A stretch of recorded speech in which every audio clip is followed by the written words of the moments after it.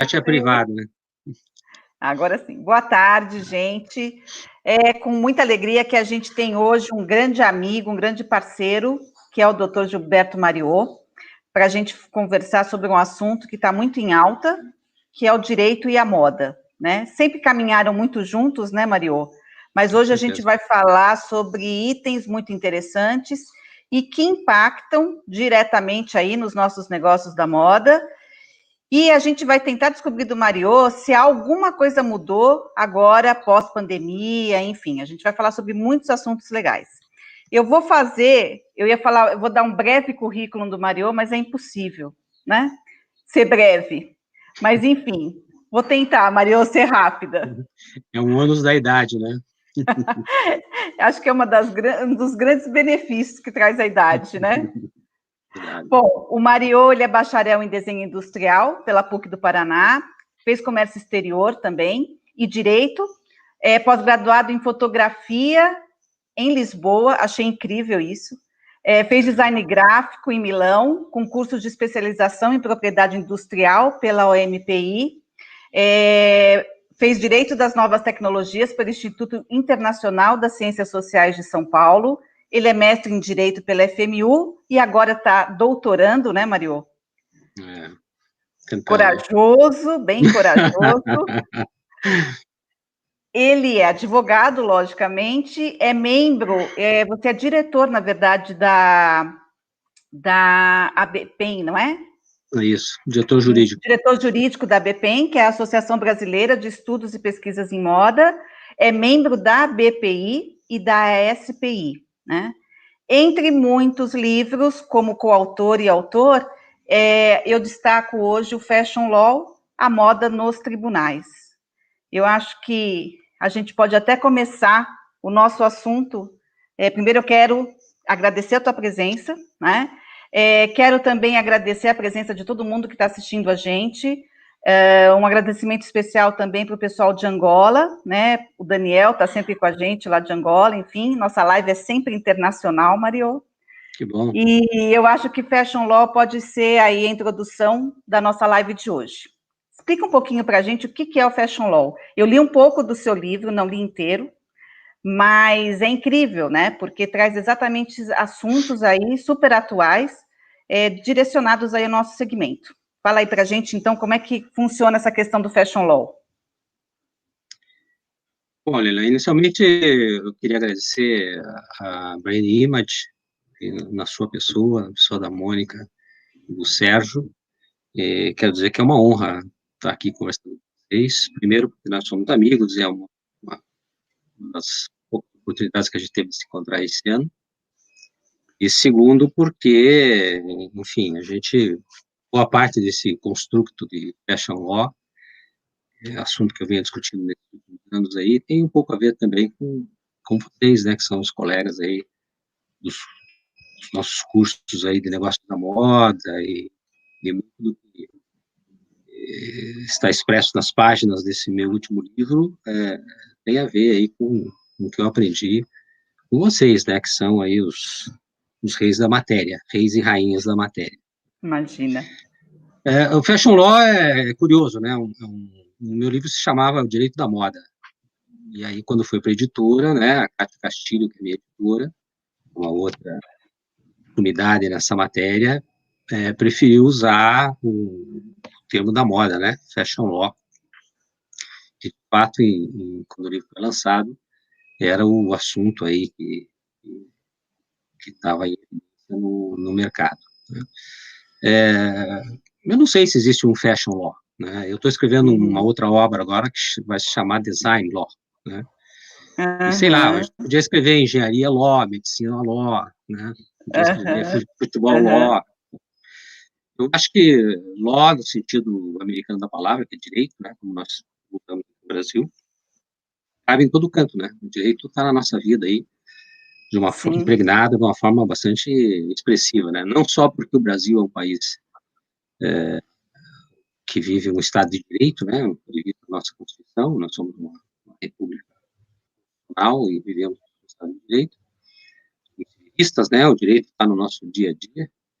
mas ele está especialmente impregnado nas nossas atividades profissionais, né? O Brasil é um país fortemente tributado e, portanto, o tributo é um ramo do direito, né? O direito tributário, e não há como você desempenhar atividade empresarial sem se ocupar e aprender um pouco sobre direito.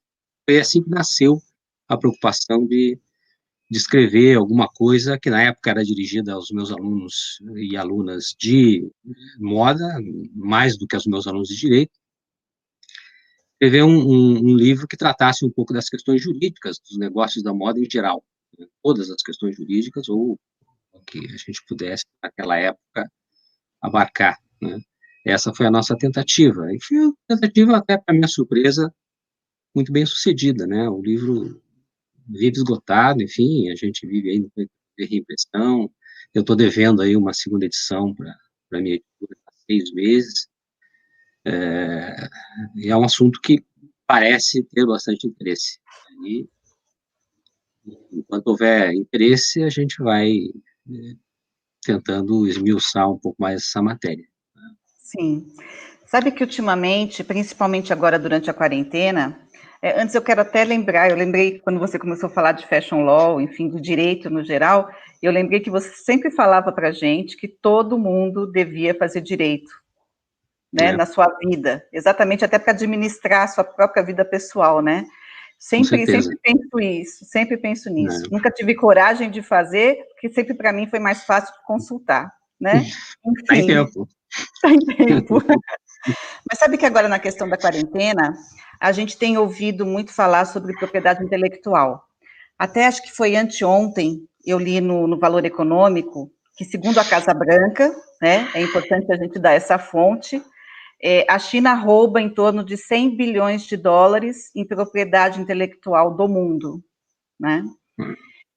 Eu queria entender um pouquinho mais, se você puder explicar para a gente um pouco mais sobre essa questão de propriedade intelectual, e se essa questão da China, e a gente sabe que não é só a China, né, que faz isso, né, se a gente vier até para dentro da nossa casa aqui no Brasil, o brasileiro realmente ele copia muitas coisas, principalmente no nosso segmento, né, mas enfim, é muito mais fácil a gente falar do vizinho, mas explica para a gente um pouquinho essa questão da propriedade intelectual e se essa questão da China também, ou do Brasil, ou dos países que copiam, enfim, tem realmente fundamento. O fashion law, se a gente definir como as implicações do direito na atividade empresarial relacionada à moda, né, a propriedade intelectual é o mais relevante. A gente tem problemas, todos nós acompanhamos isso pela mídia, né? Temos problemas de trabalho escravo, é um problema sério na indústria da moda. Temos problemas ambientais, seríssimos, né? A indústria da moda comete crimes ambientais graves, né? É uma indústria muito grande e causa danos ao ambiente muito sérios, portanto, tem implicações no direito ambiental. Eu acho que é a A segunda indústria da maior moda, poluidora, né? com certeza, depois da petrolífera, eu acho a Isso, segunda maior poluidora, né? É a isso. primeira em trabalho escravo, né? Chega a ser Aham, maior que o agronegócio, né? sim. A escravização dentro do negócio da moda. A moda tem problemas tributários, né? A indústria da moda é uma tradição, né?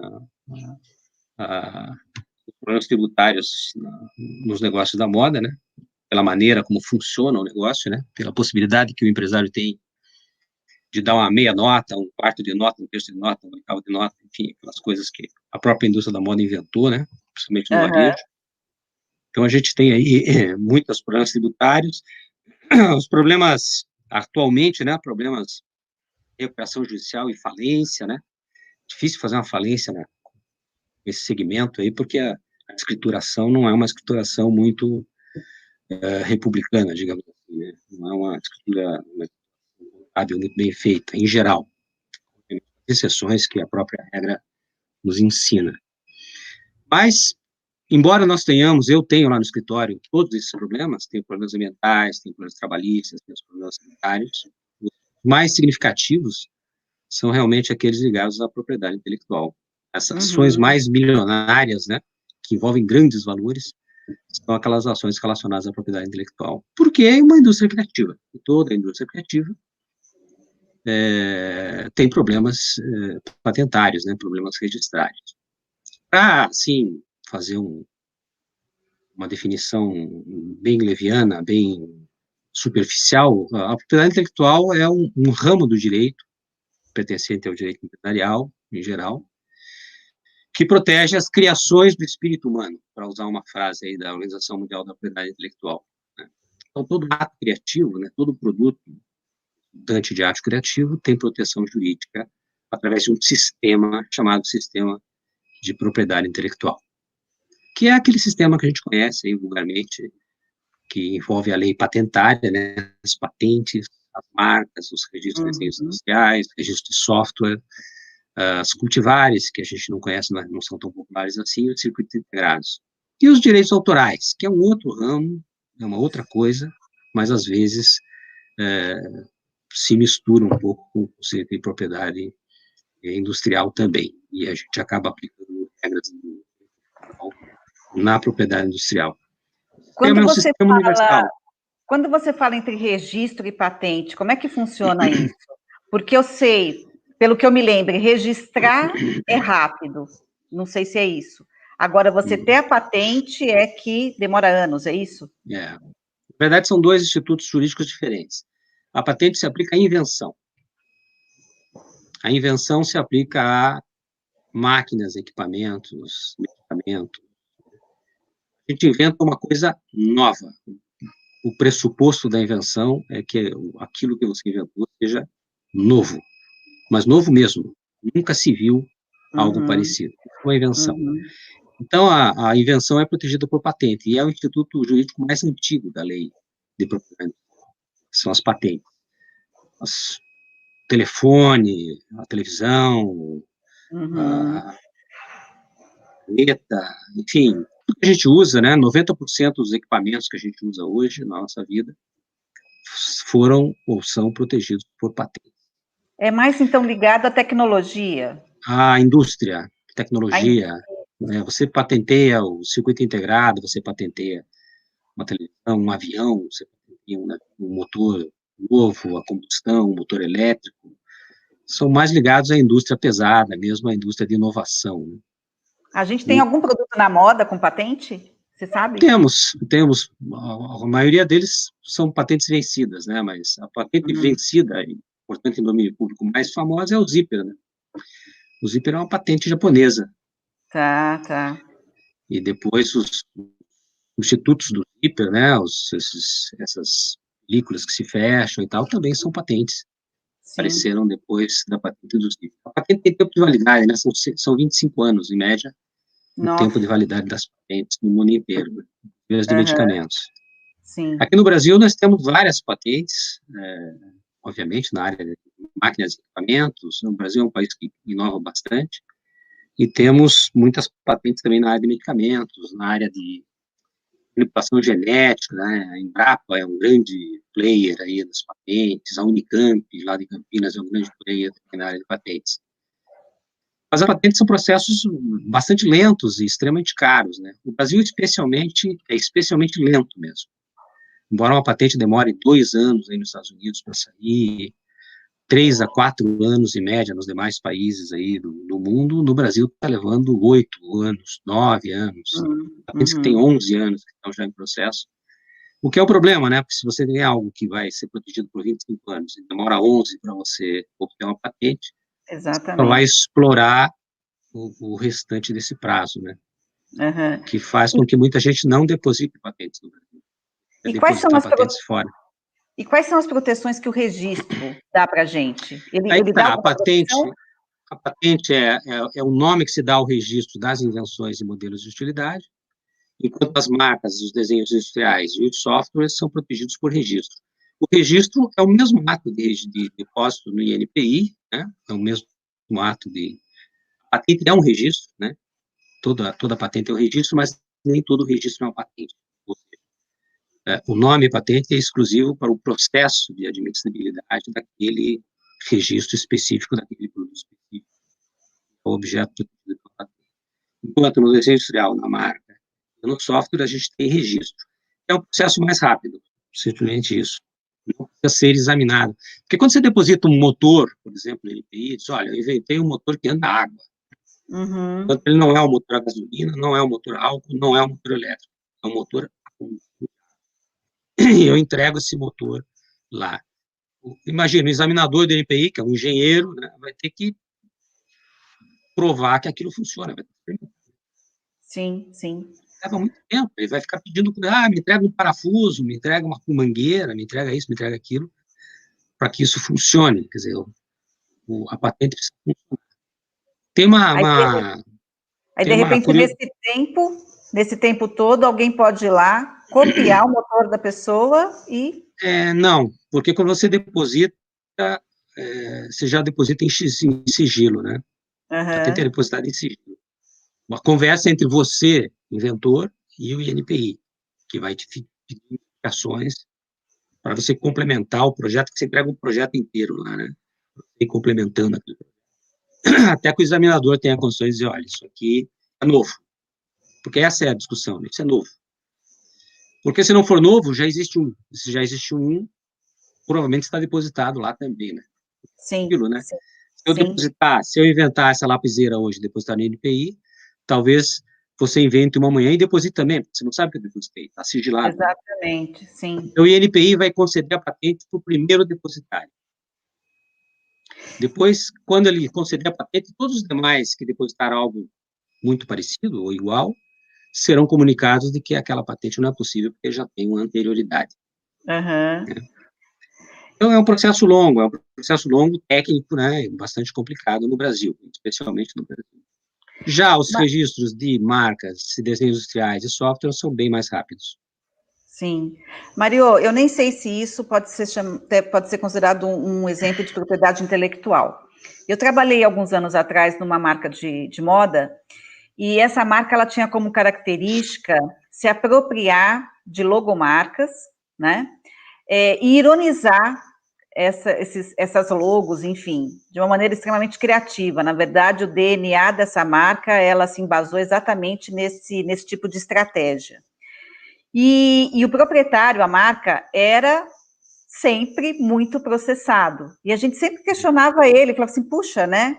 Ele falou, olha, até eu ser processado e até, às vezes, o valor do próprio processo, nesse tempo que é demorado, eu vendo tanto, eu já ganhei tanto dinheiro que para mim tanto faz. Então, para mim, é mais viável continuar com os processos e continuar, né, fazendo toda essa parte criativa, entre aspas, que ele fazia. Né? Eu nem sei se isso é um exemplo de propriedade intelectual.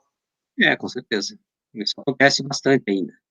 Hoje menos, tá? Porque o Código do Processo Civil mudou em 2015, e hoje, se você imitar uma marca qualquer, uma ação judicial, e for condenado a indenizar o dono da marca, você vai indenizar na proporção em que você ganhou, né? Vai um perito lá na tua contabilidade, vai levantar quanto você ganhou, e esse valor você vai entregar para o dono. Né? É por isso que as ações são milionárias, né? Sim, e ele mexia com marcas mundiais, enfim, marcas famosérrimas mundiais, né? Hoje eu já não recomendo, sabe? Houve um tempo em que por isso que ele parou. Eu até dava esse conselho, eu dizia, olha, faz o seguinte, vai vendendo, a hora que der problema, você vai ter que pagar a indenização. Nós temos um princípio no direito brasileiro que é a proibição do enriquecimento sem causa, né? Um juiz não vai deixar uma pessoa rica a partir de um processo judicial, não pode. Isso é proibido no nosso sistema.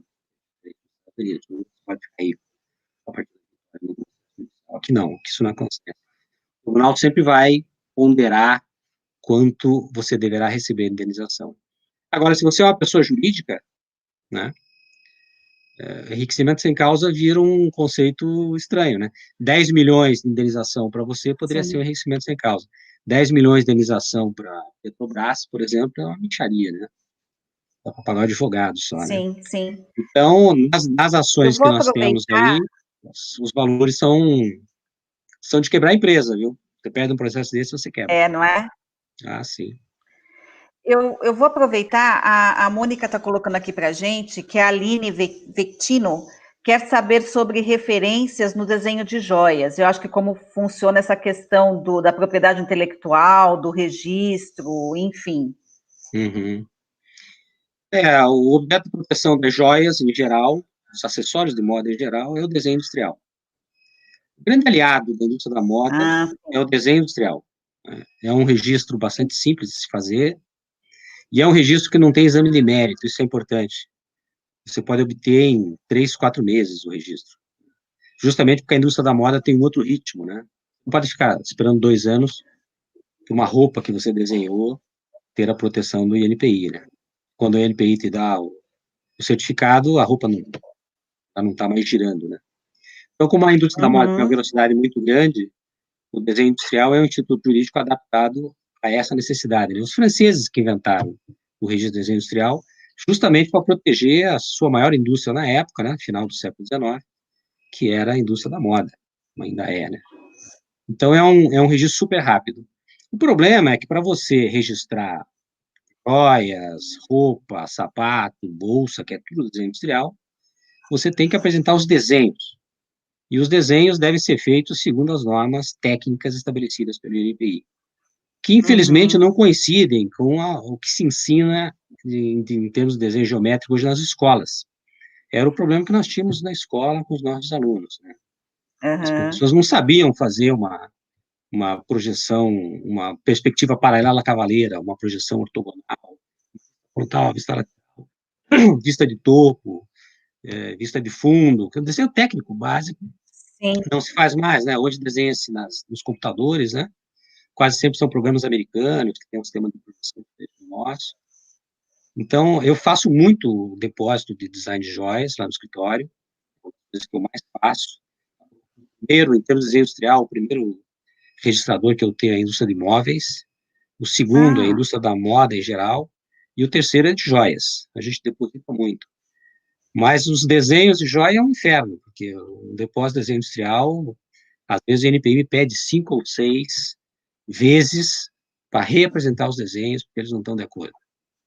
E é assim, os nossos alunos reclamavam com as normas da BNT, né? As normas da BNT são muito mais aborrecidas de se fazer. Né? Sim. É uma coisa perfeita. O INPI diz, não pode ter linha tracejada. Não pode ter. Né? Então, se tiver uma linha tracejada, ele te devolve, você tem que fazer de novo. Sim. Então, o que a gente mais sofre é isso. Mas eu tenho depositado muita joia, muito mais do que nós fazíamos 5 ou 6 anos atrás. Né? E hoje muitas marcas de joia hoje estão trabalhando quase como o nosso segmento de moda, né? Com coleções, Coleções, né? Exatamente. Então, quase você que um deposita a coleção. fashion, né? Exatamente. Você deposita a coleção, não precisa fazer relatório técnico, é só a imagem que interessa. O desenho industrial é um instituto jurídico curioso, né? Enquanto na patente a gente protege o aspecto físico da coisa e o que ela faz, né, o seu mecanismo, no desenho industrial nós só protegemos o aspecto estético da coisa, a forma, né? Então não pode ter linha de cota o desenho, por exemplo, não interessa o tamanho da coisa, interessa como ela é, a sua forma, o seu aspecto plástico, estético. E ela não precisa ser nova, ela precisa ser original. É por isso que eu posso registrar roupa, por exemplo. Imagina você depositar uma blusa que você projetou e que tenha um aspecto estético qualquer, diferente das demais blusas. Se eu fosse usar o critério da novidade, como na invenção, seria impossível, né? Exatamente. Esse artigo de moda existe há 2000 anos. Exatamente. Então, você tem que fazer uma coisa original. Quando você entrega um registro de desenho industrial e não tem originalidade, ele volta, ele é indefinido. E o examinador, que é um designer, vai dizer, não tem novidade aqui, não tem originalidade. Cadê a originalidade? Não tem. Então, há de se ter criatividade, originalidade. Precisa ser uma coisa que você olha e diga, nossa, mas que ideia genial, como é que eu não pensei nisso? Né? Esse é o sentimento que uma pessoa deve ter ao examinar um desenho que se destina ao registro no INPI. Eu li num artigo seu, nessa questão do desenho industrial, um caso famoso aí da Hermès, né? Sim, Quer verdade. contar para a gente? É um caso paradigmático, na verdade. Ele criou uma jurisprudência e vem nos atrapalhando bastante aí, mas enfim, criada por um grande juiz que nós temos aí em São Paulo, do Tribunal de São Paulo. Eu conheço, é um grande conhecedor da área, mas infelizmente, na minha modesta opinião, por todas as vênias, o julgamento dele foi equivocado e criou uma jurisprudência que tem aí servido de obstáculo para a gente nas lides, né? O caso da Hermès envolve uma bolsa, né? Uma bolsa que é a Birkin, se não me falha a memória, né? Sim, que é a mais É uma famosa bolsa, dela, né? é um ícone, né? Enfim. Sim. E essa bolsa foi copiada por um empresário brasileiro, mas era uma imitação tosca, na verdade, era uma brincadeira. O brasileiro tem essa mania de brincar com as coisas e as empresas estrangeiras não gostam muito desse nosso espírito, né? Exatamente. Então, ele fez uma versão da Birkin de moletom, com os elementos visuais da bolsa, efetivamente, você olha, lembra dela, mas lembra só, né? Uhum. Porque é uma bolsa de couro, muito bem feita, né? Feita à mão, é uma peça que realmente tem muito design agregado. E essa de moletom não tinha, e ela se chamava, se não me falha a memória, I'm not the true, né? É uma confissão, né? Eu não sou a verdadeira, e custava, sei lá, R$30 a bolsa, enquanto a outra custava $9.000, R$9.000, uma coisa assim, bem absurda. Bom, houve uma ação judicial, a Hermès primeiro notificou, a empresa ignorou, que é um padrão também da empresa brasileira, não levar muito a sério as notificações extrajudiciais, né? É um erro, né? É um erro, porque isso é uma coisa muito séria, mas enfim, não levaram muito a sério e aceitaram a ação, enfim. Quando uma empresa dessa, do tamanho da Hermès, faz uma ação contra você, ela não contrata o advogadozinho da esquina e não pede R$10.000, né? Ela contrata o maior escritório do intelectual do Brasil e vem para cima de você com 200 advogados. Não é uma coisa assim, não é uma briga fácil, né? E você, quando 200 advogados vêm para cima de você, você tem que ter 200 também, porque senão você perde a briga. O escritório de advogado faz diferença em relação ao teu destino, né? Num caso como esse.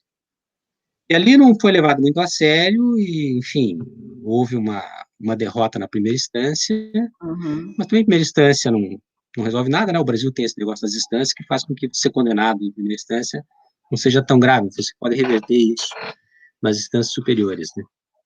Mas no Tribunal Superior, no PJ de São Paulo, a condenação da empresa brasileira se manteve e eles perderam, e perderam bastante dinheiro. Depois fizeram um acordo com o PJ, mas tiveram uma perda razoável e um desgaste também razoável. O problema dessa sentença é que o desembargador do tribunal, que já é a segunda instância e, portanto, já gera jurisprudência importante, usou o direito autoral como pano de fundo para sua fundamentação legal.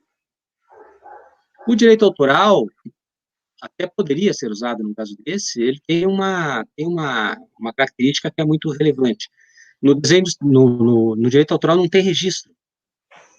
Não registra as coisas. Você não precisa registrar. Por uma razão simples. O que você fez é uma obra de arte. Em tese, só você poderia repeti-la, né? Esse é o espírito do desenho, do direito autoral, né? Então, sei lá, alguém escreve um livro que foi você que escreveu, né? Você entra em juízo, o juiz pega a pessoa e manda ela escrever outro.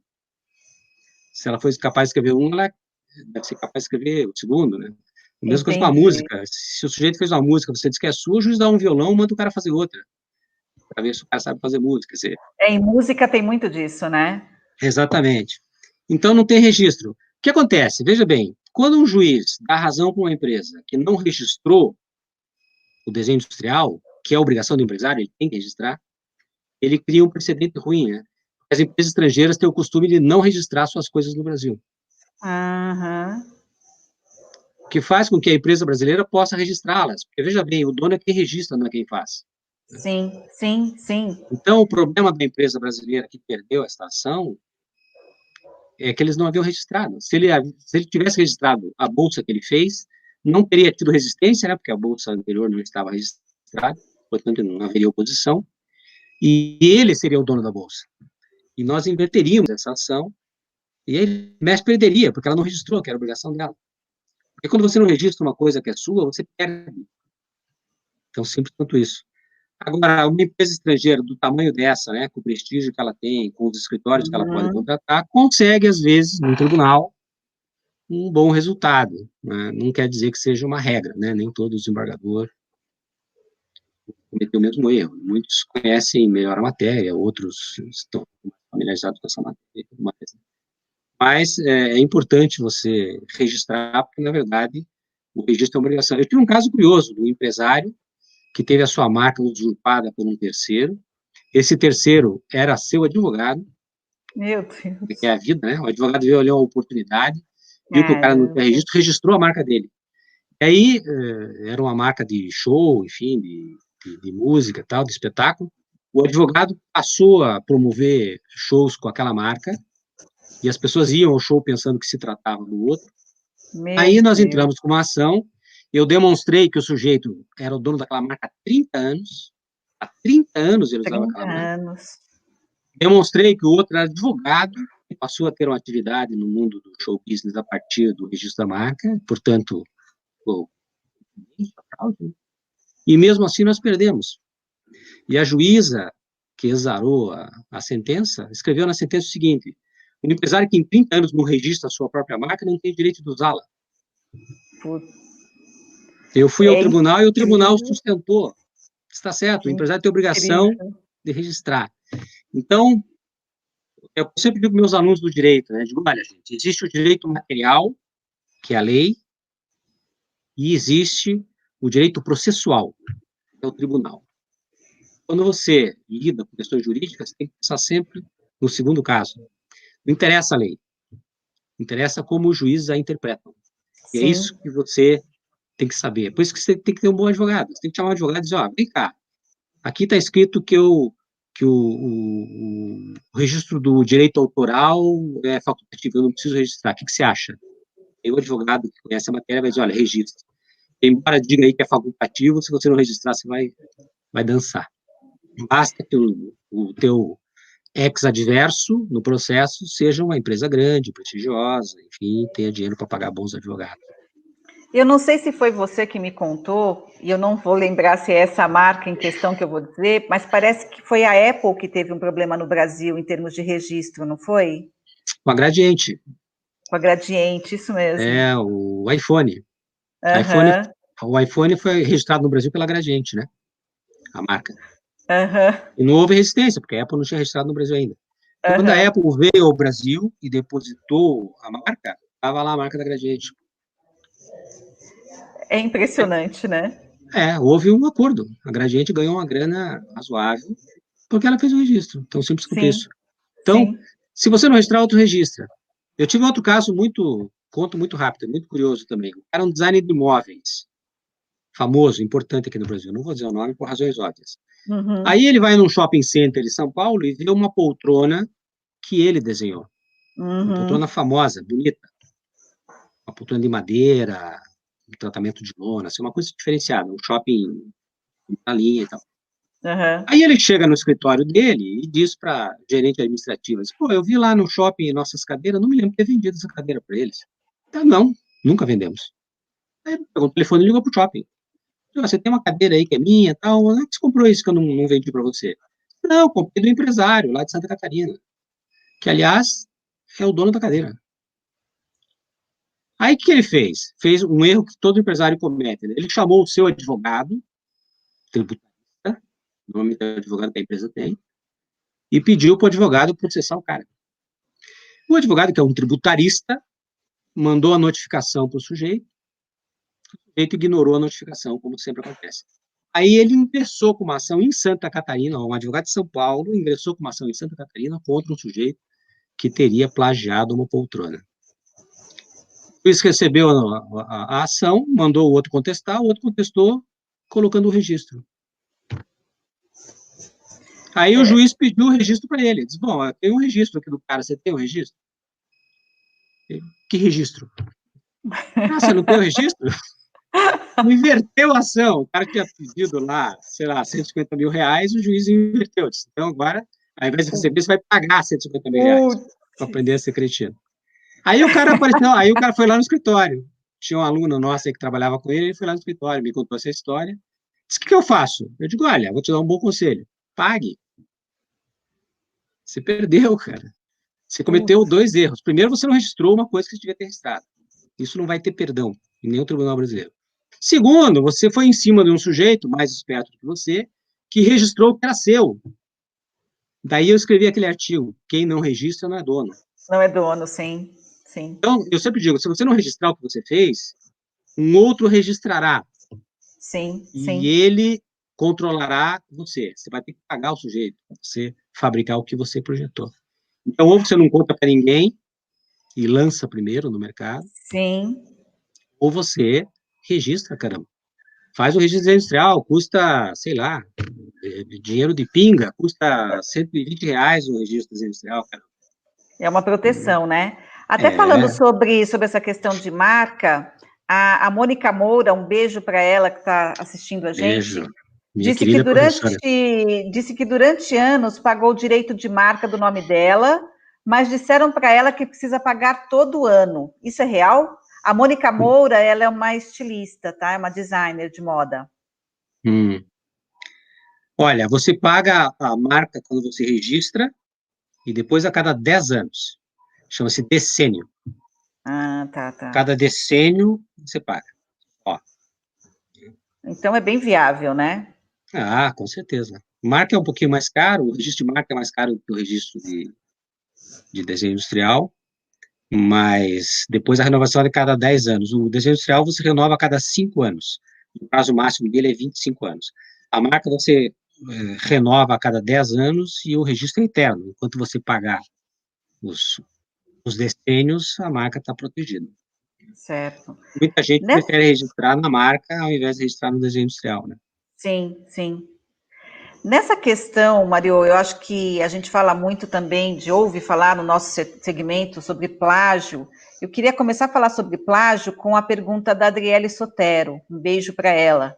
Ela diz o seguinte: até que ponto é cópia e até que ponto é inspiração a gente usar uma referência? Isso no nosso segmento é uma prática, né? Essas Eu sei. inspirações meio duvidosas, mas realmente tem marcas, tem pessoas, tem designers que se inspiram. A maioria copia, né? Mas Uhum. enfim, o direito ele coloca esse limite. Coloca. O direito tem regras, né, para dizer se uma coisa é cópia, até onde uma coisa é inspiração e em que momento ela começa a ser cópia. Quando o juiz não tem condições de aferir isso, né, o juiz não é um especialista né, em geral, eu não conheço nenhum, tenha, mas deve ser uma coisa bem rara. Ele pode se valer dos peritos, né? Eu uso muito de perícia. Nos meus processos, eu sempre chamo um perito. Embora eu seja designer, eu não posso fazer perícia no meu próprio processo, né? Eu chamo meus colegas designers aí, peço perícia, peço parecer e tal, encho o processo de pareceres e tal, para deixar o juiz bastante à vontade para decidir, né?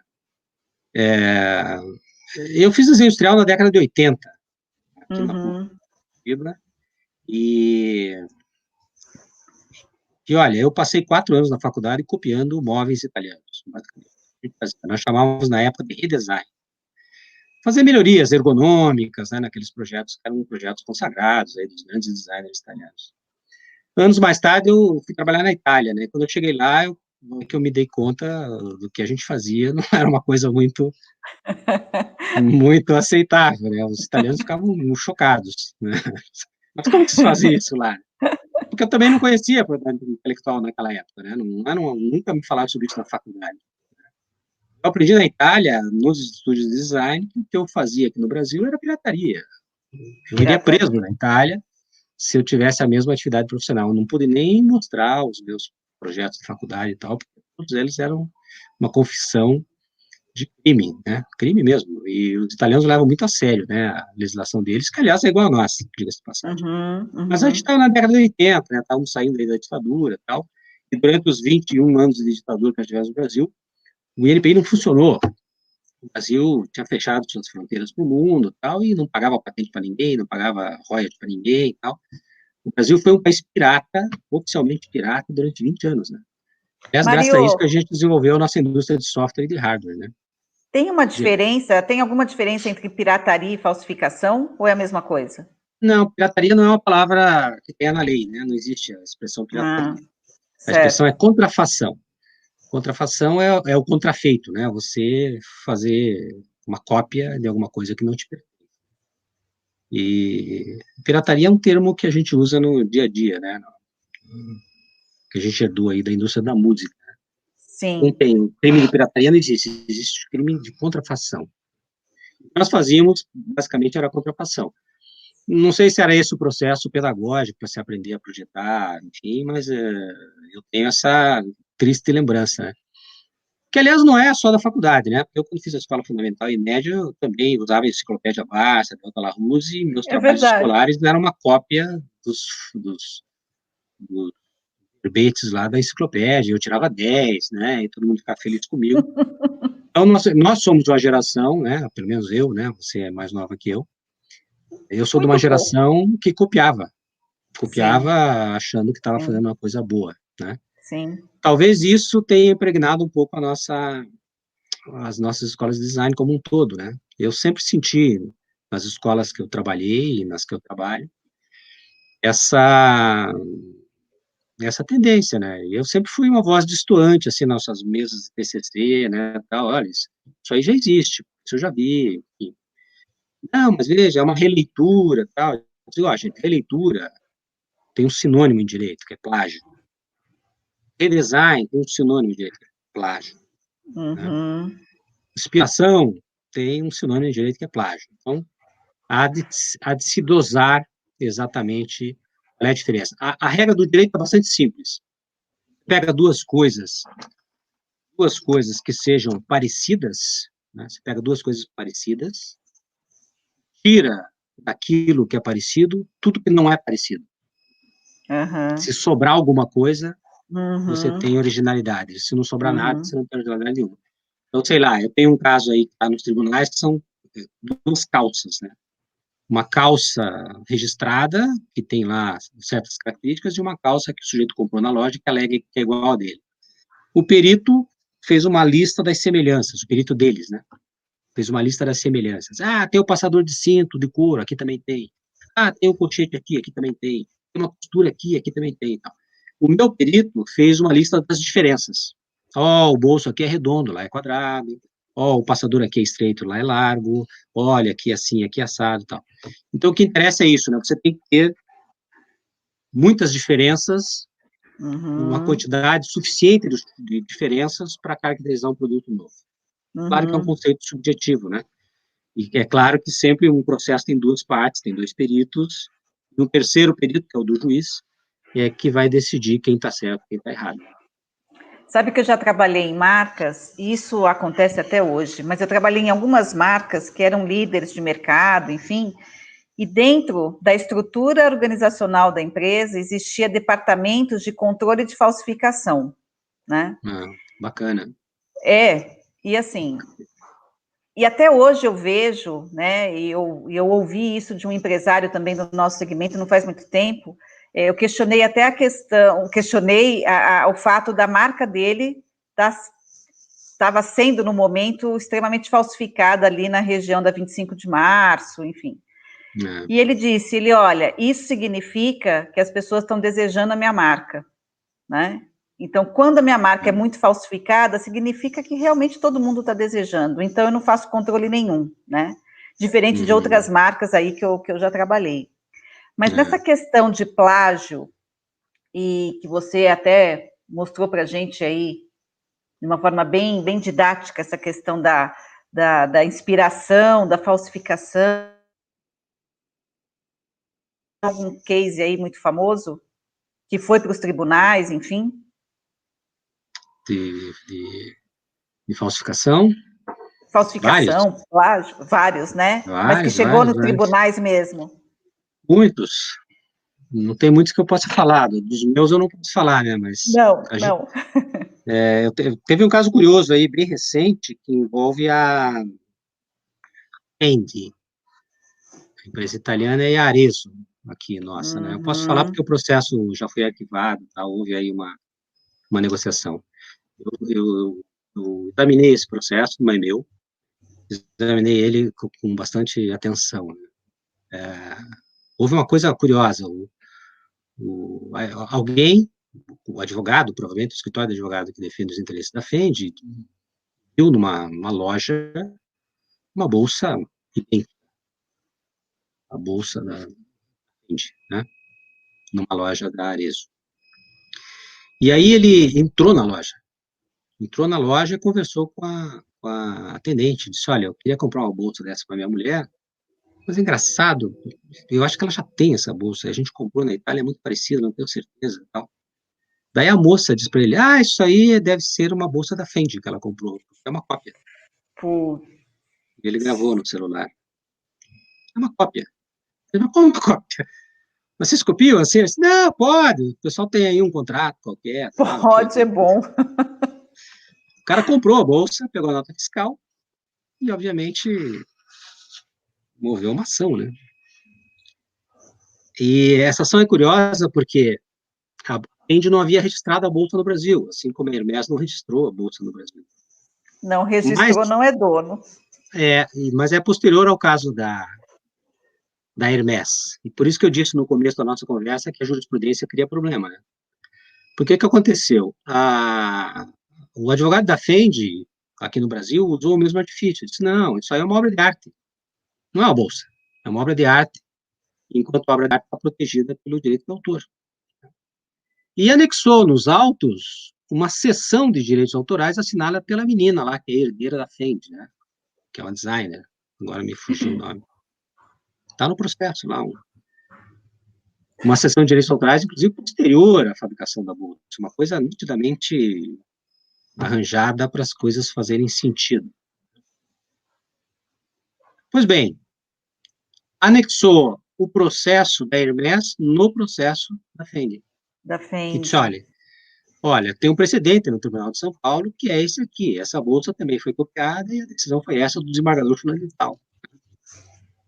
Pronto, ganhou a ação de uma forma bastante elegante, né? Lógico. Eu examinei esse processo e tive a curiosidade de entrar no escritório do INPI italiano, que chama-se Ufficio Brevetto, pesquisei e achei o registro. Ou seja, a bolsa é registrada na Itália, mas não foi registrada no Brasil. A lei é a mesma, é idêntica, nós somos signatários do mesmo tratado internacional, que é a Convenção de Paris. Se você, na Itália, é desenho industrial, no Brasil você também é. Se você, na Itália, é marca, no Brasil você também é. Se você, na Itália, é direito autoral, no Brasil você também é. Porque a lei é a mesma, a lei é internacional, né? No entanto, nesse caso, a empresa perdeu, né? Na verdade, ela fez uma negociação e resolveu arquivar o processo. Não sei quanto ela perdeu dinheiro, mas ela não precisaria ter negociado, porque ela teria material suficiente para brigar nos tribunais superiores, em Brasília, na STF, onde ela quisesse, porque realmente ali foi uma forçação de barra, em função de um precedente jurídico não muito bem arquitetado, que foi construído aqui em São Paulo.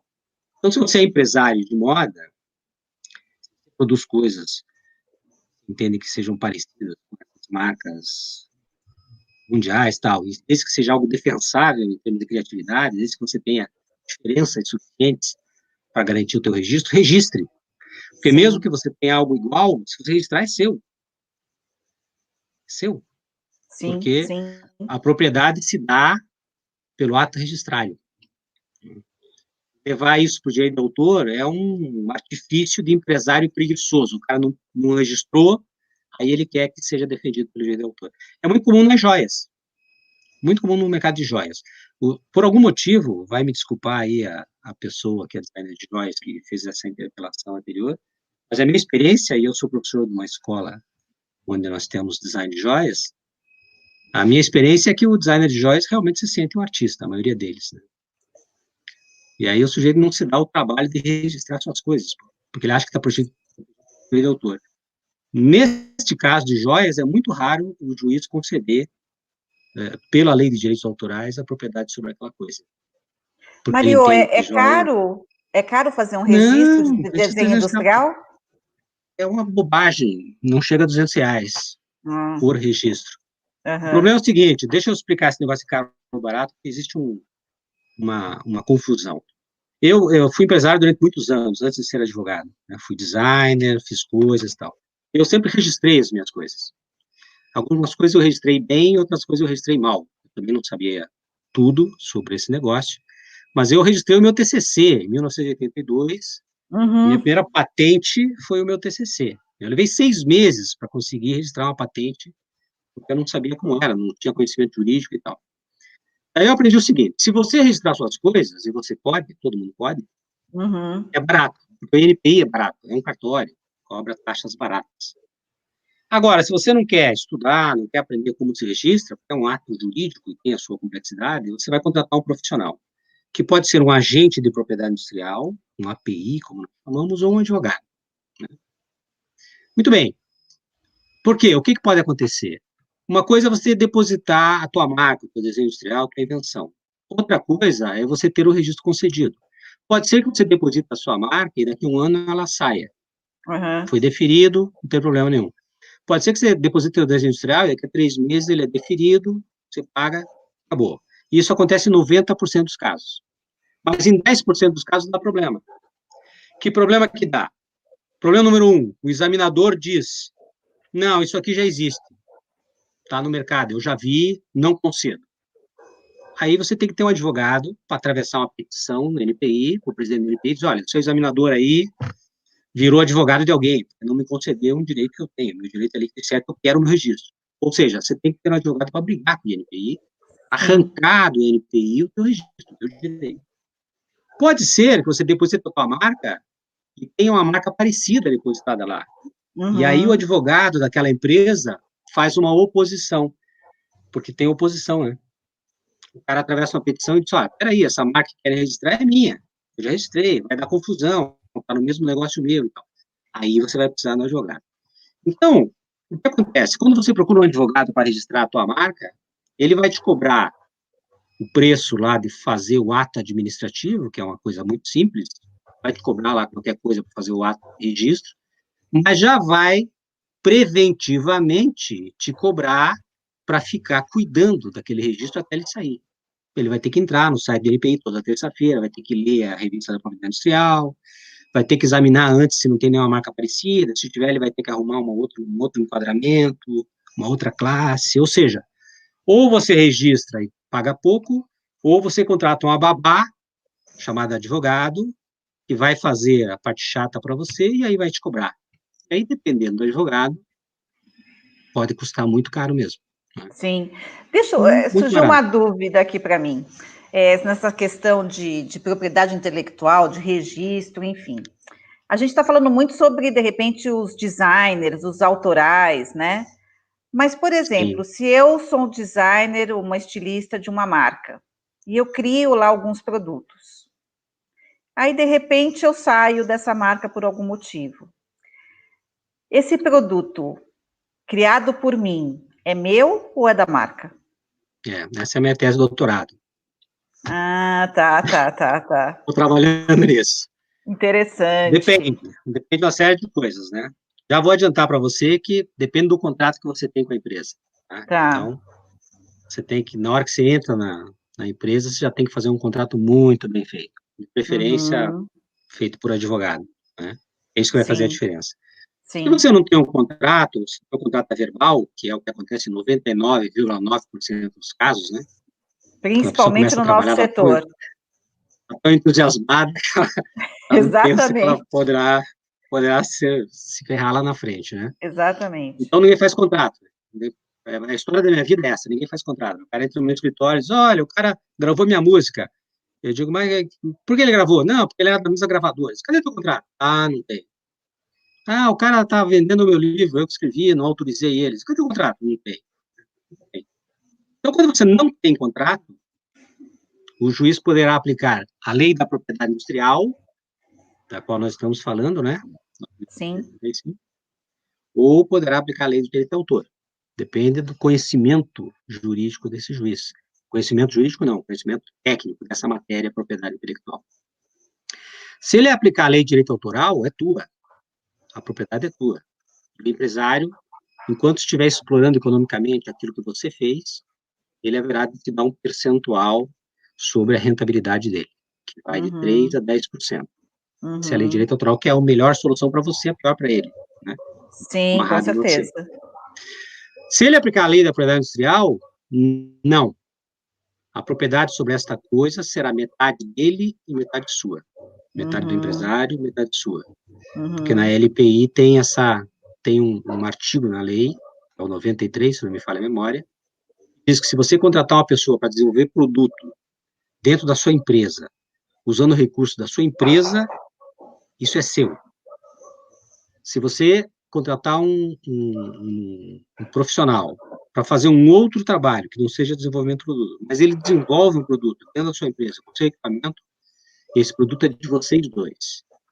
Agora, se você trouxer um profissional para fazer as suas criações e não tiver nenhum tipo de contrato dele, ele não for seletista, não tiver um contrato temporário, não tiver nenhum tipo de contrato, for um acordo verbal, provavelmente vai se aplicar a lei de direitos autorais e aí aquilo será dele. Você, empresário, é punido também por não tomar as cautelas necessárias para assegurar que a criação daquele cidadão pertence a você, né? Sim. O empresário sempre será punido pelo sistema jurídico brasileiro por não prestar atenção na garantia dos seus direitos e daqueles que trabalham para si. Sim, sim. Voltando no assunto inicial, e até para a gente fazer o encerramento, infelizmente, essa questão da China, você acredita, toda essa questão da pandemia, todo mundo se voltou aí para a China, enfim, você acha que essa questão da propriedade intelectual em relação a eles, será que vai ser alterado alguma coisa? Será que, enfim, a legislação vai ficar mais atenta ou mais rígida em relação a eles? Você enxerga alguma coisa? Você tem algum tipo de informação em relação a isso? A história da China, como da Rússia, é mais ou menos a mesma. Tanto a China como a Rússia, os países socialistas ou comunistas, não aderiram ao Tratado de Paris, ao Tratado de Propriedade Intelectual que rege essa matéria no mundo inteiro. Não aderiram. Porque eram países socialistas, né? A legislação trata de propriedade intelectual, ou seja, direito de propriedade, né? Que é um direito típico dos países capitalistas, né?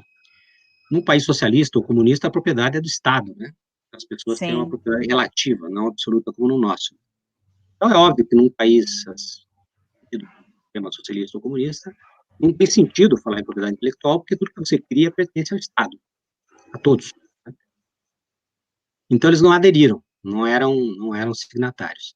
Só que a Convenção de Paris se transformou em Tratado da Organização Mundial do Comércio em 1996, quando nós entramos na OMC, o mundo inteiro, né, entrou na OMC, e os países do bloco dito socialista já tinham derrubado seus muros, estavam se tornando economias capitalistas, houve um plano para que esses países ingressassem nos tratados internacionais do OMC.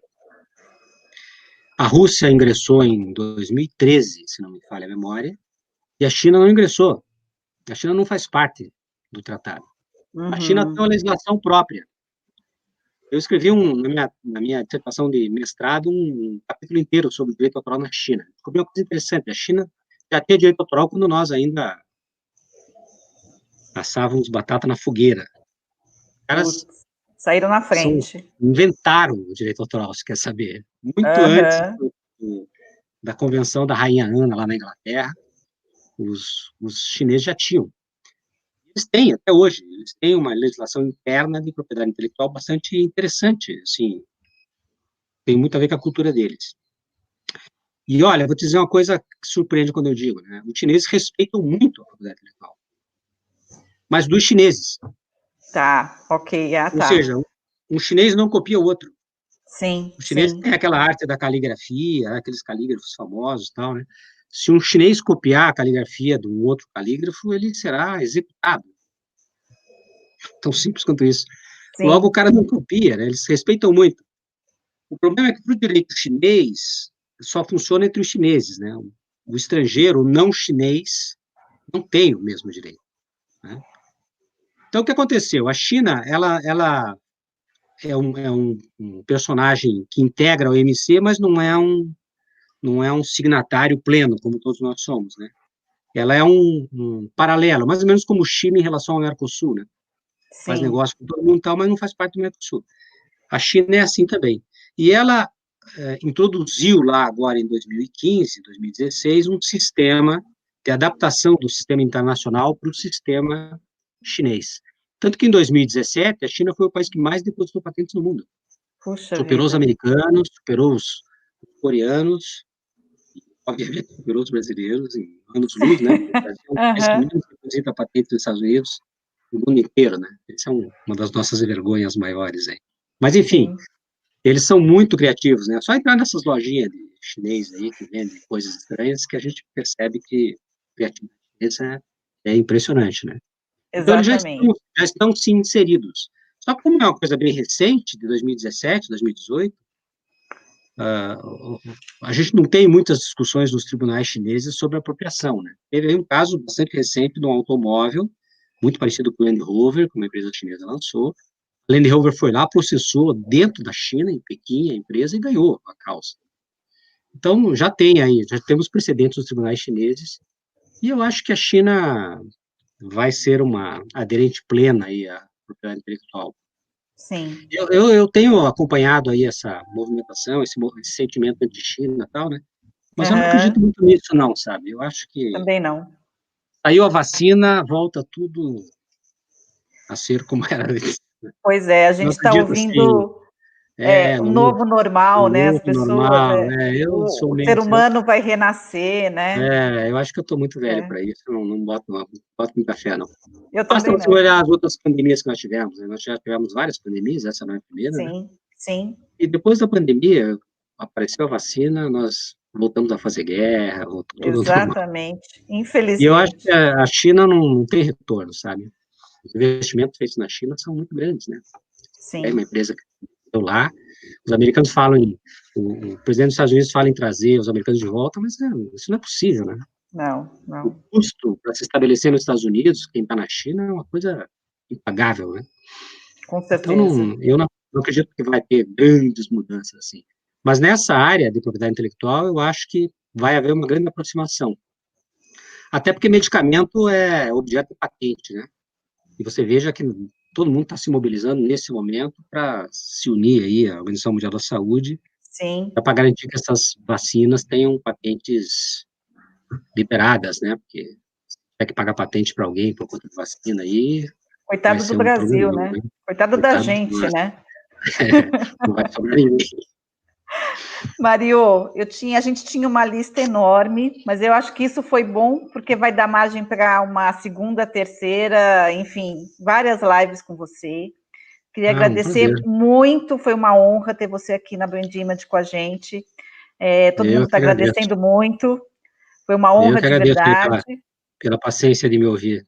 Imagina, primeiro, eu acho que é sempre reconfortante ver os nossos amigos bem, né? E se é a única forma que a gente tem hoje, que é no online, de se encontrar, a gente fica feliz de você estar bem, né? Ah, Que que os bom, eu nossos também. almoços aí no restaurante japonês voltem em breve, pelo amor de Deus. Pois é. Eu tô com saudade já. Pois é, a gente também. Eu queria agradecer muito a presença de todo mundo. Queria falar que no próximo dia 9 de julho, a Brand Image vai promover um segundo Fashion Talk com o assunto negócios da moda.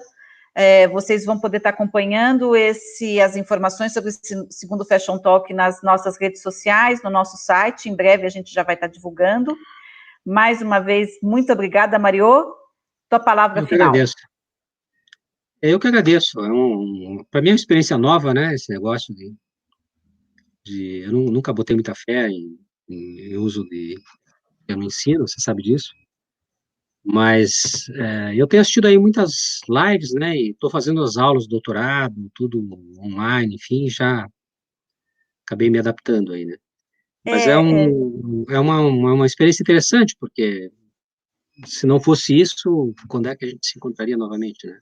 Quero Exatamente. agradecer pela lembrança, pela oportunidade de a gente falar aqui, de se ver novamente e tal, e me colocar à disposição de vocês e das pessoas que, enfim, que tiverem qualquer dúvida, fiquem à vontade, né? A gente, para ajudá-los na medida do possível.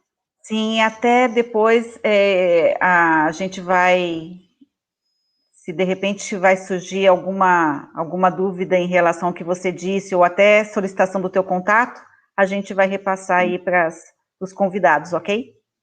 Ótimo, sem problema. Beleza. Obrigada, Mario. Obrigada a todo mundo. Tchau, tchau, Tchau, gente. tchau. Cuidem-se.